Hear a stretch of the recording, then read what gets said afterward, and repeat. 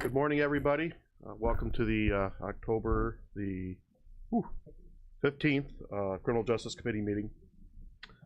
Let's start with the roll call to order, please. Oh.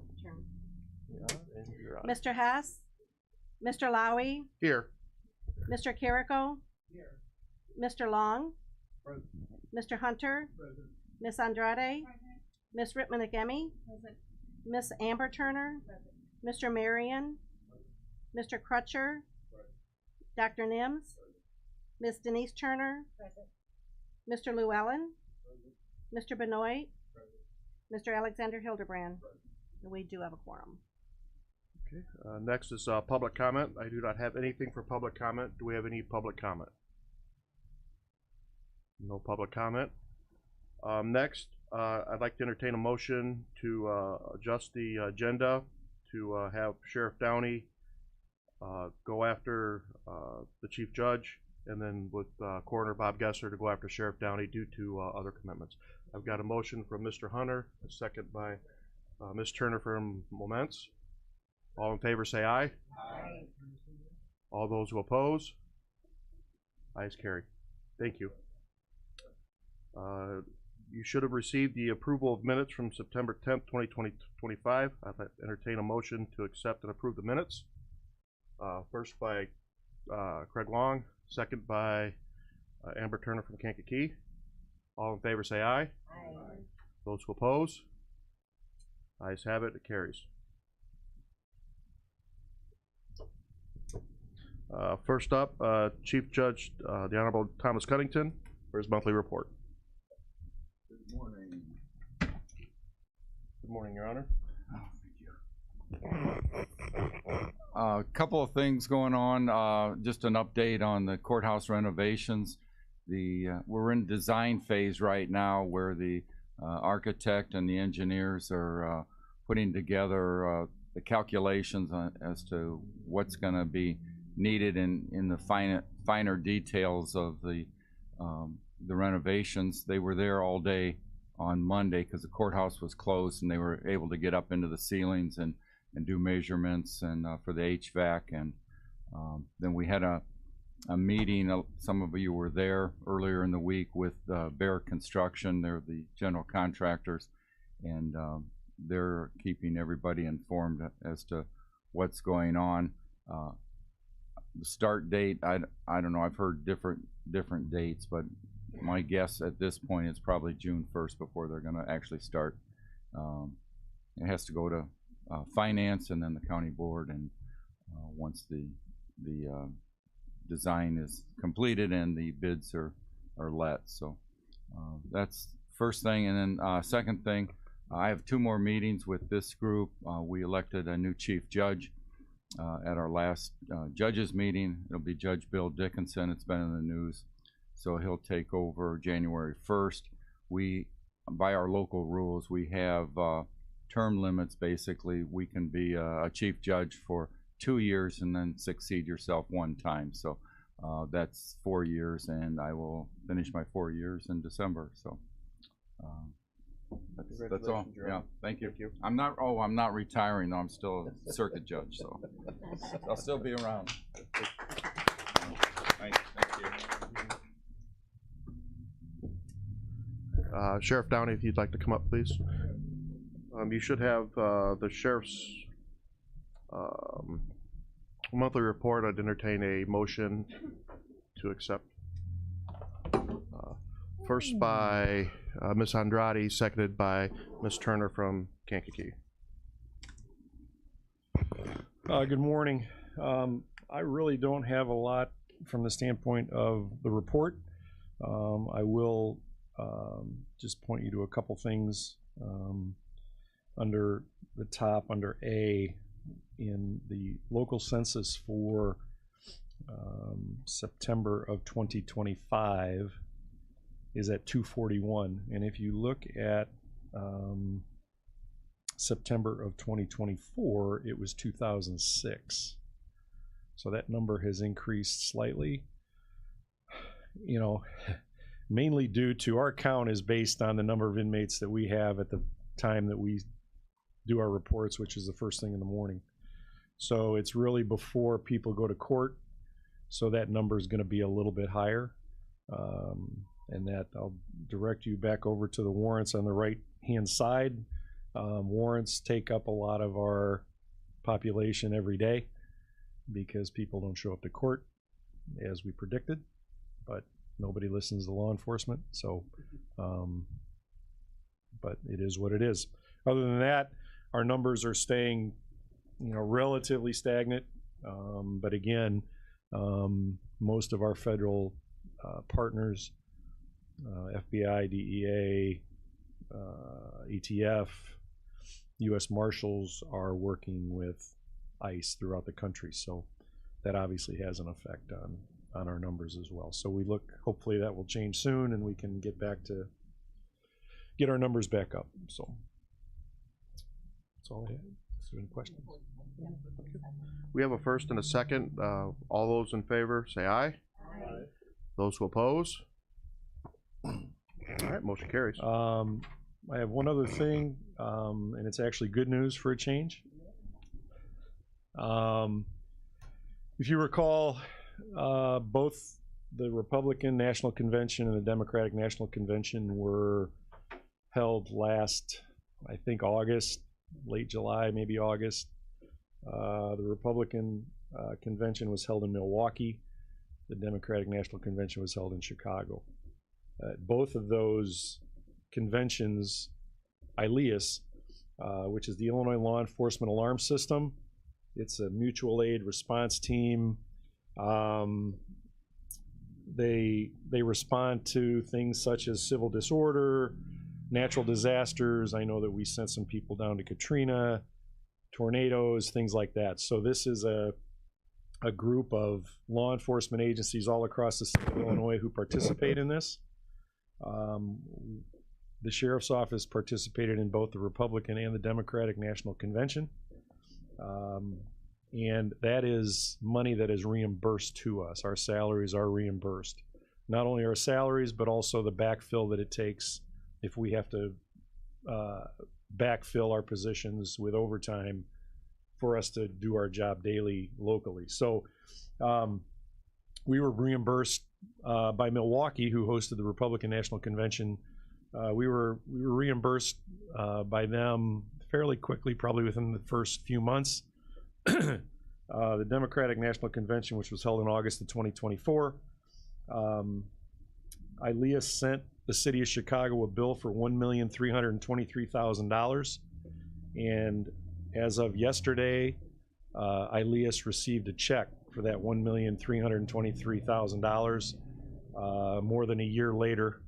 The good news for us is that $38,000 of that money is coming back to Kankakee because of reimbursement. So it only took 13 months for Chicago to pay us, but I know they got bigger fish to fry. So that's all I got. Mr. Hunter. Thank you very much. Hang on. Sheriff Downey, whatever information can you provide to us regarding the ICE activities in the county, the locations they've been seen? I know that there's been some adverse impact with respect to some of the employers. I know I heard from a very reliable source that Del Monte had a lot of call offs. I think there was somebody picked up over at Anna's, over on Station Street by Bird Park, etc. Whatever you know, or can you, your limited knowledge or macro knowledge, can you let us know what's going on? We kind of find out about the possibility of ICE being in town much like everybody else on social media. They don't call us and tell us. They don't call us and tell us who they're looking for. I know that, based on the information that's out there, we're of the understanding that they are targeting specific individuals, and that's really all I know.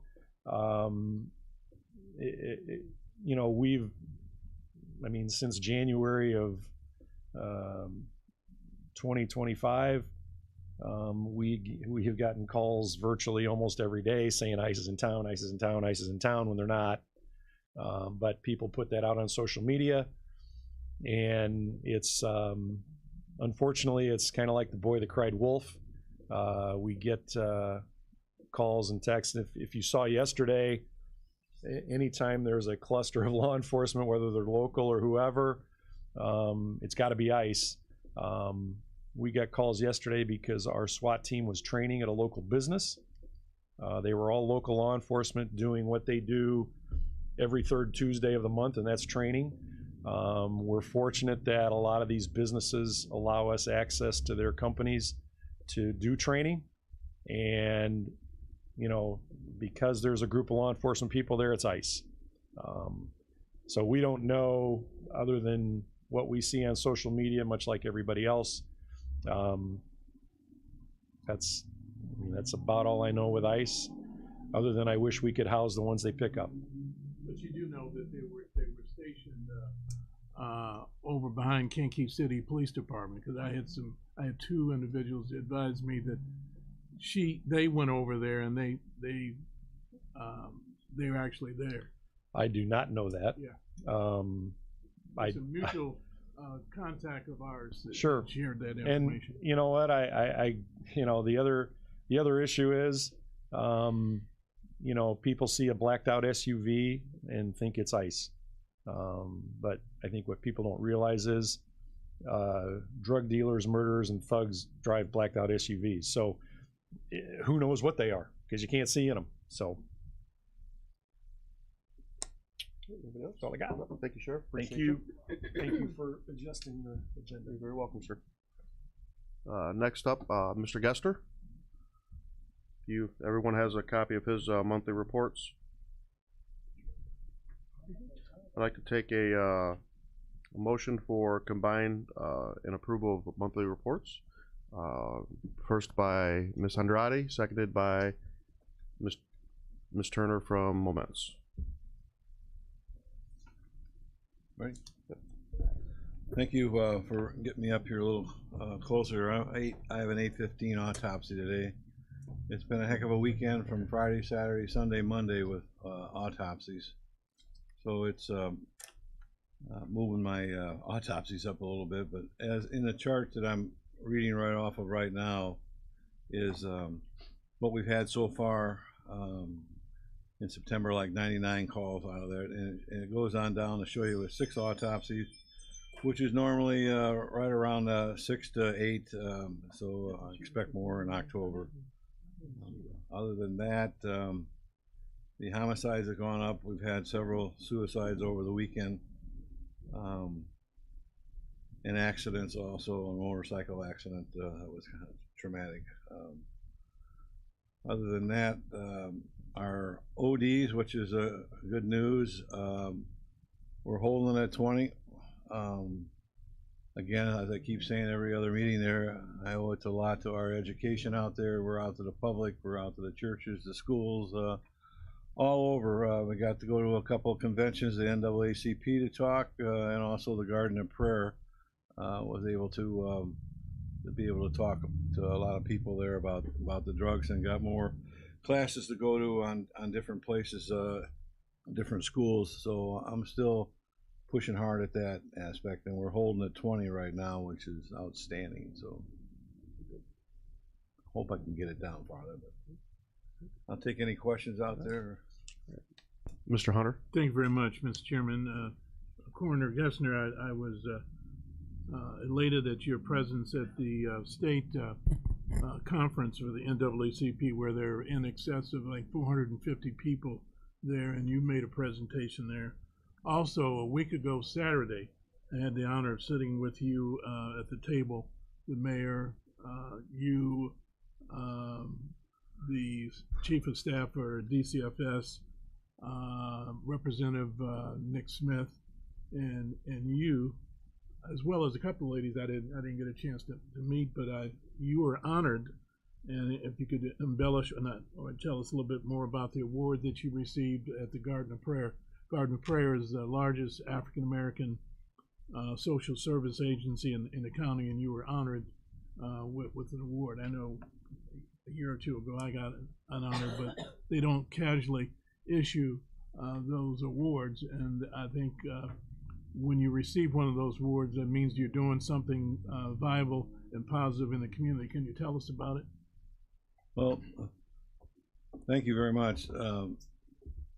I was very honored there at the Garden of Prayer. There, they honored me on the bringing in Narcan into the Kankakee County and the number of lives that have been saved. It's not only me as the coroner; it's a lot of people that work with me. It was a nice little plaque that I got, which is sitting on my desk here right now. I was very honored with that. To knowing that we're continually working hard with the Narcan. I know it's all over the place there. I don't put it everywhere, but it's I take care of the police, the fire, and people like that. So I think that's working out pretty well. I can't tell you the exact amount of I think it was 33 odd saves that we've had. People get disgusted that we're doing that, but yet they're humans, and that's the way I feel. So. Other than that, thank you, Mr. Hunter, about that. I appreciate that. And other than that, that's about it, sir. I gotta, like I say, take off here. Absolutely. We have a motion and a second on the floor. All in favor, say aye. Those who oppose, motion carries. Thank you, Bob. sir. Appreciate you, sir. Thanks for doing that. Next, we have the circuit clerk's monthly reports. Sandy could not be here today. But you should have received the monthly reports. I'll entertain a motion in a second. Motion by Craig Long, seconded by Ms. Turner from Moments. Any questions? I guess we don't until we see Sandy again. All in favor say aye. All opposed? Motion carries. Next we have you have in front of you Jim Rowe, the State's Attorney's Office. His reports we can combine and I'll entertain a motion to combine and approve the State's Attorney's reports. First by Mr. Marion, second by Ms. Andrade. Mr. Rowe. Good morning, everyone. So you can see on there we're at 658 felonies. These are basically defendants that have been indicted to date this year. We're kind of right in the middle between our 24 and our 23 numbers at the same time of the year. So we're inching along. I think we'll probably finish, I'm guessing, unfortunately, right around our 2023 numbers at the end of this year. So which will probably be close to about 900. Felony domestic violence remains the #1 violent crime that is going through our court system as far as felony offenses, and probably outpaces everything else, domestic violence, among misdemeanors as well. So, you know, I talk about that every meeting, but it's especially important this month to kind of spread that word about the importance, because it is Domestic Violence Awareness Month. Harbor House is an organization that leads our county's response and our community response to domestic violence in Kankakee County. So I encourage you attend at least one of their events this month, learn more about the agency, find out if there's a way that you can get involved in their efforts. They provide shelter. We all look at them and we all think that they provide shelter, but they provide so many other services in the community, from education, prevention, counseling, therapy. So please make sure you keep them in mind. Aggravated battery is coming in a close second. Those are violent crimes. It's very similar to the crime of felony domestic violence, except there is no relationship usually. You know, there's not a partnership, they're not married, they're not dating in these crimes. The majority of our AGBAT cases are primarily to law enforcement officers who are being battered during the course of making an arrest. And as we've talked about before, those are not detainable offenses unless the officer suffers great bodily harm, which is a significant injury. And then lastly, deadly weapons. You hate to see that number high, but then you love to see that number high, because that means that law enforcement is getting guns out of the hands of people that shouldn't be possessing them in our community. So I know they've gotten a lot of guns off the street this year. Any questions about that report? No questions? Oh, sorry, Mr. Hunter. Not necessarily, Bob. Thank you very much, Mr. Chairman. That seemed like I got diarrhea of the mouth this morning. But then anyway, State's Attorney Rowe, could you tell us a little bit about your workshop that you and Judge Marlo Jones conducted at the state conference? I happened to attend your workshop, and it was well attended. I mean, there were just myriad of people there from all over the state. And in fact, your time ran over, and I'm probably sure you could have gone probably another half an hour, 45 minutes, based on the feedback and the interaction with you and Judge Marlo Jones and the attendees. Can you share some information? Because we got some new board members, and they probably need to know some of the kind of stuff that you guys do. So I was riding Judge Jones' coattails on that. But we did a presentation on the impact of trauma on youth in the juvenile justice system. We talked primarily about how adverse childhood experiences, they're called ACEs, how those impact kids and can lead to not only health problems later in life, but depending on how many of those certain adverse childhood experiences you have, they can lead, almost predict that a child at some point is going to come into the juvenile justice system. So that was the bad news we presented, and then we talked about some of the ways to have proper intervention and prevention programs so that you can either interrupt those adverse childhood experiences or prevent them from occurring in the first place. One of the easiest ones of the list of the 10 most impactful ACEs is hunger, for instance, food insecurity. So if a family doesn't have food, that child is suffering an ACE. And you have to look at how can we interrupt that, right? Is it connecting them with a food pantry? Is it helping the family obtain employment so they can put food on their own table? Or is there a family headed in that direction, and how can we intervene before they go hungry? So that's probably one of the easiest examples and solutions, but we highlighted those. We had everyone in the audience take an ACE survey to see what their own ACE number was. And it's really interesting. You should all, if you just Google Adverse Childhood Experience Survey or ACE survey, it's 10 questions. If you've ever experienced it once before the age of 18, you get a point. The higher your points, the more adverse experiences you've had, and there's ways that they interpret it. It's not really a theory or a hypothesis. It's science. It impacts brain development. So we went a little bit in depth on that. The data information that you guys provided was just, you know, a little hair I got on my head frizzed a little bit, you know. Yeah. I was really amazed at how you kept the attention of the attendees. I mean, there wasn't like chatter in the back or anything like that, but people really focused on your presentation. And I was pleased with, you know, the county representation. Chairman was there, Sheriff, you, Marlo, other individuals were there, coroner, and it kind of shows the partnership that you have with the NAACP, and also some of the new members of the board. There's usually every other month we meet at the sheriff's complex, Rum Cones, with the NAACP and law enforcement, and sometimes we even have law enforcement or representatives from other towns, other counties who frequent, and that particular meeting is live streamed. We've had people from Peoria, Danville, Iroquois County. A lot of valuable information is discussed there, hiring initiatives, all of the kind of stuff. And I think we even have some judges there at the meeting. So some of the new people on the board may want to frequent our meeting because there's a lot of good, valuable information. A lot of the mayors show up as well too, state police, but it's kind of informative.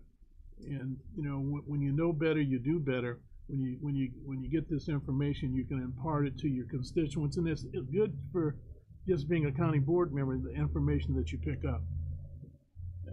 You know that the point of that presentation was to talk about how to help youth, and this is Domestic Violence Awareness Month, but it's also a month where you focus on youth programming and how we serve youth in the community. And I want to thank the board because you guys have always been supportive of my office's efforts to help youth, keep them out of the system, and when they're in the system, keep them from coming back. Our after-school program is about five or 6 years now in place. It's called Justice Academy. We got the kids from 3 to 8 every evening after school, noon to 8 during the summer, and we're starting to see, right? We have for a couple of years now. We're starting to see the impact of that. Those are long-term investments. So, recidivism rate in Illinois, that's the rate at which people who are in the system get out and reoffend within 3 years. So repeat offenders. The recidivism rate for youth in Illinois, 87%. The recidivism rate for youth involved in our programs, under 10%. And our programs serve kids who are in the system. Some of them are in there as offenders. They're charged with a delinquency crime. Some of them have been referred but diverted from prosecution, and some are victims of abuse or neglect. So by having a recidivism rate of under 10%, I mean, it's tremendous. And I know those of you who go through the finances and you look at the bills, you see a bill come through and it says, well, you spent money on, I don't know, balloons, bubbles, right? Whatever it is. And it seems, why is the prosecutor's office spending money on this? That's because our mission's bigger than just going to court and prosecuting people. It's public safety. And when recidivism rates reduce, that means fewer kids are committing crimes. That means fewer people are victims of crimes, and fewer kids are victims of crimes. So those are long-term investments. I met with this Peoria group once, and then I'll shut up, I promise. I went down there actually with Judge Jones, some other individuals. They have the traditional Don't Shoot program. It's called Don't Shoot Peoria. And they said, whatever you do, if you ever start a program like this, don't name it Don't Shoot. Because the first time you have a shooting, people will come to you and say, oh, look, your program doesn't work. You had a shooting. And that's because something like reducing shootings, something like reducing juvenile crime, kids being victims of crime, those aren't things where you put money on the table and it's fixed tomorrow. Those are long-term investments. Those individuals, they told me, they said, a politician can go and build a building, right, and point to it and show his constituents, look at the building I brought you. And they can see that immediately. There's immediate gratification in there. So it's tempting to put money into something like that. It's harder to say, we're investing today for something that you may never see, right, with your own eyes. You can't really see a crime that would have been committed and didn't get committed. But the data bears it out. And that's why in our office, the juvenile division used to be staffed by 3, if not 4 prosecutors in the past. And now we have one that's able to handle both the delinquency and the abuse and neglect side, because where we had up to 400, 500 juvenile cases coming in the system 6-7 years ago, we're now to around 100. Sometimes it's a couple over, sometimes it's a couple under, but that's been a significant reduction. So we're investing it, I think, on the right side of the aisle, as opposed to just continuing to prosecute and run our recidivism rate back up to 87%. So, Very good. so thank you for the board for your Let me just ongoing say support of something those further, programs. and then I'm gonna shut up. I was raised on the northeast side of the city, and primarily lived in the 7th Ward most of my life. But I have seen the relationship with law enforcement, the state's attorney's office, NAACP, and the kind of stuff that you've done in terms of soft money bringing into your department that we don't necessarily fund, but you go after the bucks in order to for programming for your department. When you always hear me say facts and data don't lie. In fact, Snipes mentioned me yesterday, your pen pal. But anyway, when you think in terms of homicides, City of Kankakee, we've had 3. We hallelujah, but we had 2 New Year's Eve, and we had 1 a couple weeks ago, chicken over on Evergreen. And it kind of shows you what you guys are doing, collectively. Not only Kankakee City, the county, and your office, Gessner, all you guys working together, and it has an impact. The stuff that you were talking about, we don't have kids killing kids like we formerly did. But I just want to take my hat off to you. You're doing a hell of a job. Yeah, it's definitely everybody working together. We got a long way to go, though. 3 murders is still too many, and the relationships with the community still need to be improved. We need people to come forward and tell us what they saw and be witnesses.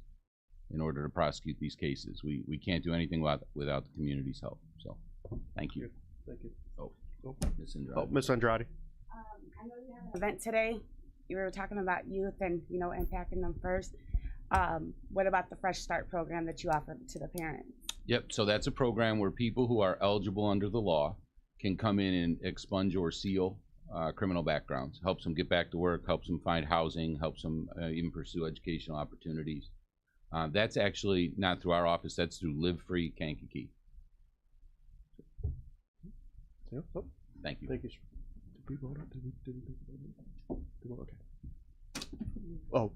Oh, before Mr. Pennowick gets up here, I need a voice vote for accepting. We have a first and a second. So all in favor say aye. Aye. Those who oppose, motion carries.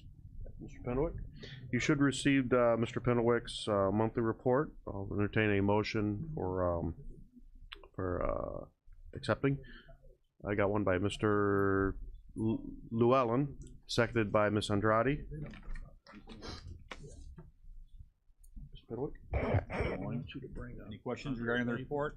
About community service, I was asking about. You have anything? community service. Uh, Okay. Just, tell me about the Just so- community service. See, Mr. Hunter's busy, but I actually did get a grant authorized through the state. Mr. Hunter? One time. Oh, no, I was just. I know, no problem. No, I did get a grant authorized through the state regarding the mental health courts through my office. I'm still talking to finance regarding finalizing that and getting the contract through the state, but it's about $160,000 that will be earmarked towards my office and the mental health court program, so that's a good thing. So that finally, by sheer coincidence, that happened. I'd like to thank Mr. Llewellyn, right? Ken, coming to see my office last month. Always an open invite if anybody wants to come by and just look around, see what's going on in my place as far as just logistics or what we do every day. Other than that, I've got nothing else. We have a motion and a second on the floor. All in favor say aye. Aye. Those who oppose, motion carries. All right, thank you. Thank you. Next up, from probation, Mr. Tom Latham. You should have received a monthly report from Mr. Latham. I'll entertain a motion of acceptance and approval. Motion, Mr. Llewellyn, motion seconded by Ms. Andrade. Mr. Latham? Not much on the report. We're getting close to the end of the year. I would say total contacts and you can see drug testing, we're almost at 4,000 tests. Everything's trending, but I would say to where we want it to be towards the end of the year. But obviously in January, we'll look at it and compare it to other years, at least 24 and 23. As of right now, it looks good. So, but we've been full staff, so that helps most of this year. So, Any questions? No questions? We have oh, I'm sorry, Mr. Crusher. Good morning. Do you mind going over your community service program? yeah, About getting hours and all that good stuff. yeah, our office handles all the assigning and monitoring of public service work hours, which we discussed in the community. It's a lot of hours out there. There's probably about 80,000 hours on the books, about 600 and something open cases, but there's been tens of thousands of hours turned in and completed. So they come in, we assign it, we go out there and recruit job sites, work sites, and that's ongoing because you lose some, you gain some fall off, some are one-time events and different things like that. So there's a lot of work to it. We hit a little snag a few months ago when we go through every so often, quarterly maybe, the list of work sites. We contact them again and see if they need people, if they're still interested, still on the, want to be on the list. And we lost quite a few. On top of that, we hit that time of year right now where it's the dry, it gets a little, there's less work sites because of the weather. So to combat that a little bit, obviously we're looking at other sites, and we also worked with the chief judge and obviously with Jim Rowe a little bit on getting alternative sites or alternative hours. For example, GED classes could count towards public service work hours, and that's just one example, and things like that. That could be year round, and obviously helpful in many other ways to the individual too. So, Gotcha. And it's not just for people in the systems, for anyone needing community service hours. most of it's through the traffic court. Obviously, we get a lot of transfer cases that have from out of state, out of county, that have public service work hours that need to be done.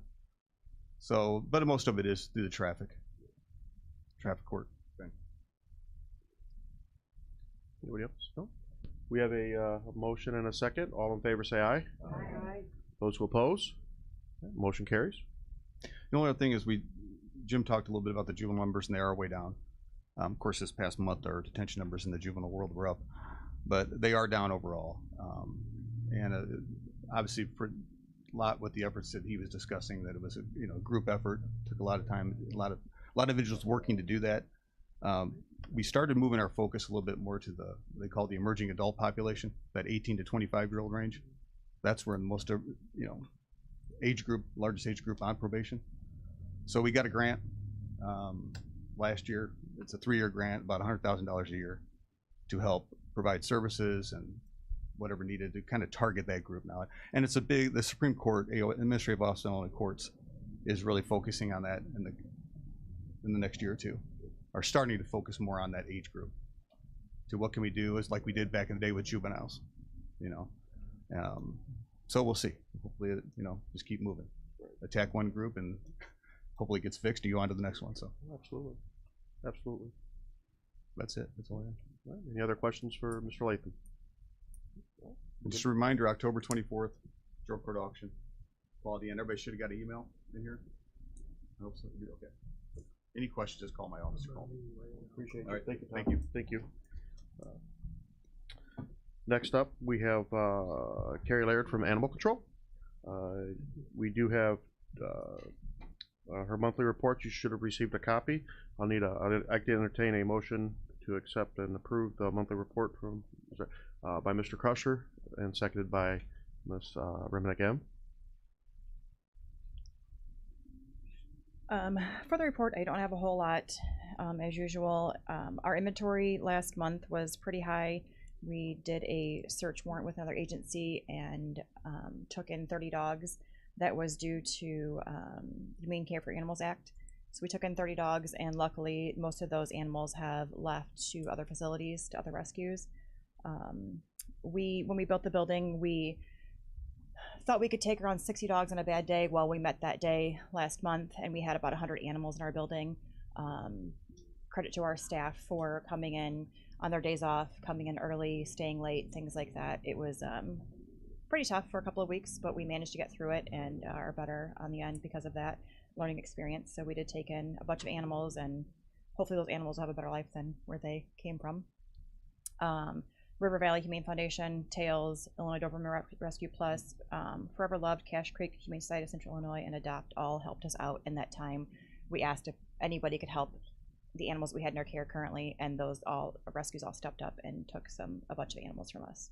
So it was nice to have that. But yeah, it was a very interesting time having over 100 animals in our building with the same amount of staff that we normally have. So our inventory did end last month a little bit higher than normal, and then our animals handled was obviously more higher than normal. We have a motion and a second. All in favor say aye. Aye. Those who oppose? Motion carries. The second is declaration and disposal of surplus equipment. Entertain a motion for approval of that. Craig Long and then Dr. Nims is second. Any questions on the equipment? Any questions for the declaration and disposal of surplus equipment? Don't have any? Okay. We have a motion and a second. All in favor say aye. Aye. Those who oppose? Okay, motion carries. Next we have new or old business. Do we have any new or old business? I don't see any. Mr. Long?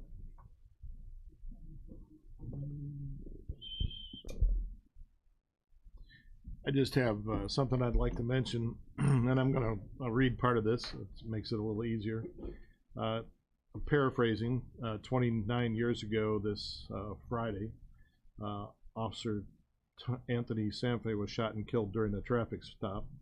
Officer Sanfey was 26 years old with 1 year of service to the city of Kankakee. His end of watch was October 17th, 1996. His name is engraved on panel 14E20 of the National Law Enforcement Memorial in Washington, D.C. He is a contemporary of mine, and many of us who are from the town, and it just He deserves to be remembered. Absolutely. Thank you, Craig. Anybody else have anything for old or new business? No? I'll entertain, Mr. Carrico. Do I have a motion to adjourn? Do I have a second? Mr. Marion?